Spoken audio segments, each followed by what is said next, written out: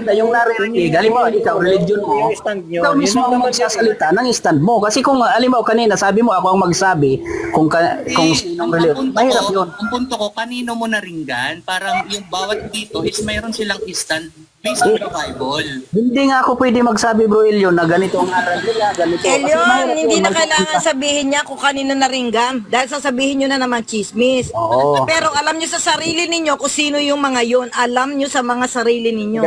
Tingnan mo. Teka, ano na, yan na naman tayo.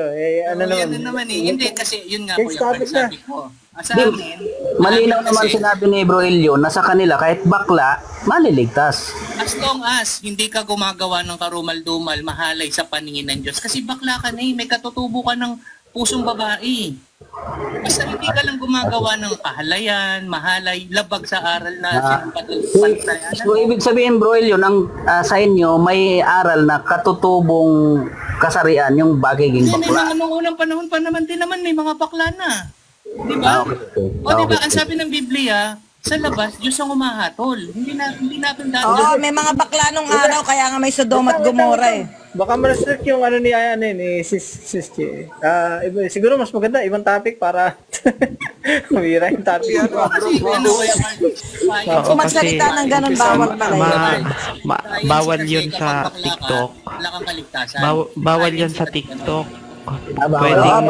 Pwedeng babaguhin na lang natin. yung mga ganyang words. Darna na lang, Darna. Pwede maging Darna. Yung mga ganyang words, bawal na sa TikTok yan. Pwede. O sige, palitan na lang natin ng Darna. O sige. Gender baka ma-restrict yung Discrimination yan sa TikTok, sa ng TikTok. Equality, di ba?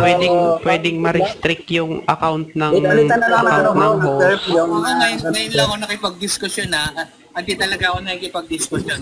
Kasi sa Biblia, wala naman tinatangi ang Diyos eh. As long as sumusunod ka sa aral niya, huwag ka lang gagawa ng labag sa aral. Ang Diyos ay nagtatangi ng tao, sabi ng Biblia. Ganito, Drix. Ang ibig niya, lahat ng tao ay maligtas. Yun ang gusto niya. Ibang verse mo lang, ibang verse. Na ang bakla, hindi maliligtas. Ibahin na lang natin yung term. Kasi huwag na natin. Ibang verse na lang para ibang verse naman. Sa bagay, Darna na nga lang, Darna. Bawal maging Darna. Hindi, maliligtas nga daw ang sabi ni Elyon, yung Darna maliligtas. Kain kasi hindi maliligtas. Sige, bro Drinks, simulan mo na, tapos pagtapos mo magsimulan, pwede na kami magtanong. Ay, di, magpapahayag tayo kanya-kanya. Ay, rin naman pala. Hindi kasi kailangan magpahayag kanya-kanya ng aral tungkol dyan. At bigyan ng 5 minuto para kay Bro Drinks. Sa 1 Corinto 8:6. Okay.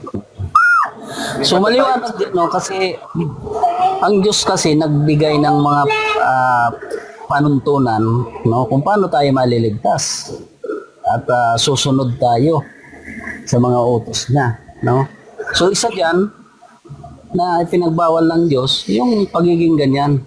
Kasi wala yan sa una pa lang sa paglalang, hindi siya gumawa ng ganyan. Nilalang niya na babae at lalaki.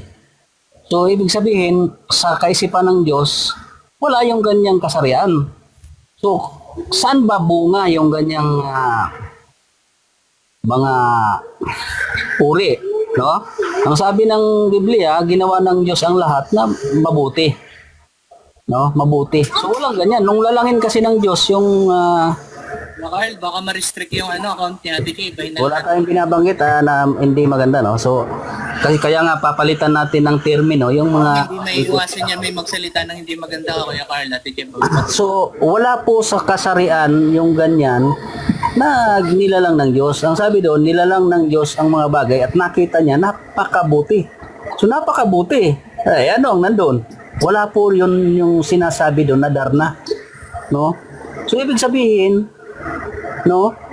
itong pagiging ganyan, lumitaw yan dahil sa kasalanan, yung paglabag. Yan. Dahil sa pagkakasala, nagkaroon na ng mga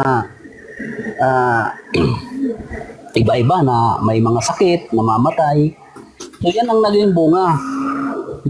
Kaya nga, dito sa talatang ito na binabasa natin, ganyan ang mga ilan sa inyo. Noon, mayroon talagang mga ganong tao. Pero anong ginawa sa kanila? Binanal sila na bago. So, ibig sabihin, pagka binanal ka, ibabalik mo sa dati. Kung ano yung original na ano ng Diyos, ibabalik mo. Kung ano kanila lang, dapat babalik ka dun. Kasi hindi ka matatawag na banal, no? At sasabihin ng iba kasi, di, okay lang yan. Kasi ganyan ka na eh. At basta wag ka lang gagawa ng mga ganyan na karumaldo. Hindi po natin masasabi na hindi sila gumagawa ng akto. Yung actual, no? Na pakikipag-siping, no? Hindi nga. Pero sa kaisipan nila, yung tawag ng kanilang katawan, nasa isip nila yun eh. Ano ang sabi ni Kristo? Mag-isip ka pa lang ng hindi maganda, nagkakasala ka na. No, sa pag-iisip pa lang, nagkakasala na.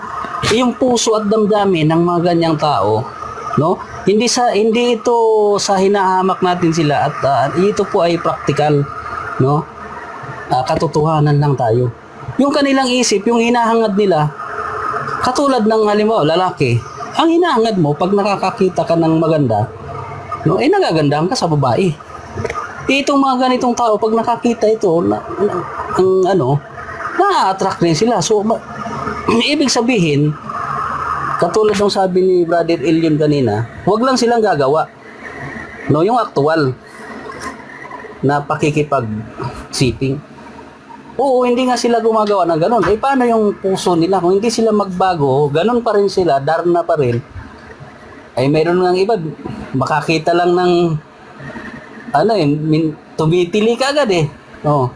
Saka itong mga ganitong sila, yung damdamin nila hindi katulad ng babae na mapagpigil katulad ng lalaki, na pero sila talaga iba yung nila. Nakikita niyo naman sa realidad eh, na iba talaga, no? At saka yan din ay nasubaybayan ko nung napalipat-lipat na rin kasi ako ng mga relihiyon na inaniban. Ganun pa rin sila eh. No? Tumitili pa rin pag nakakita ng... Okay na Kuya, Drix, time. Kanina pa. Time na Kuya Drix, time na. Ang susunod natin ay si Ate Ayan, magsasalita ka ba?